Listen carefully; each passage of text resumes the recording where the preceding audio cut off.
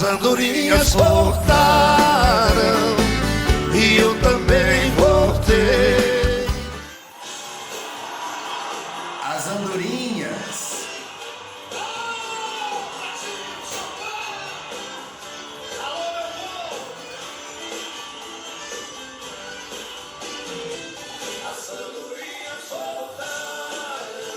As andorinhas voltaram.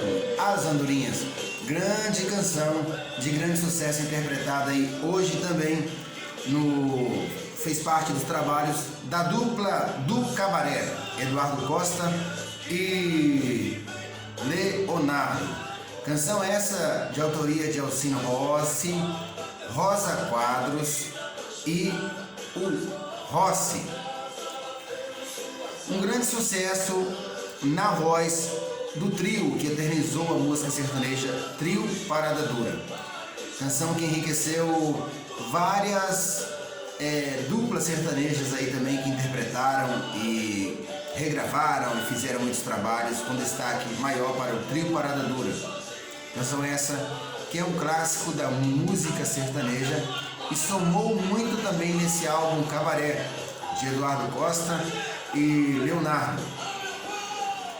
As Andorinhas foi um grande sucesso também na voz principal do eterno Barrerito.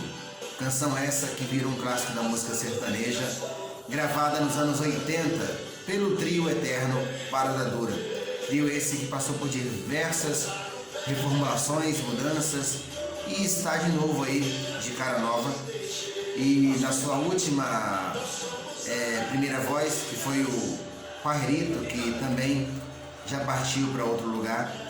E isso aí, no Cabaré, fez grande destaque também a canção do trio Parada Dura, As Andorinhas, composição essa de Alcino Alves, Rosa Quadro e Rossi.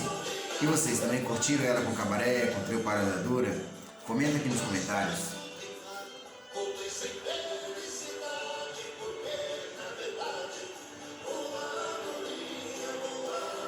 E por aqui estamos sempre conectados, porque a música não para.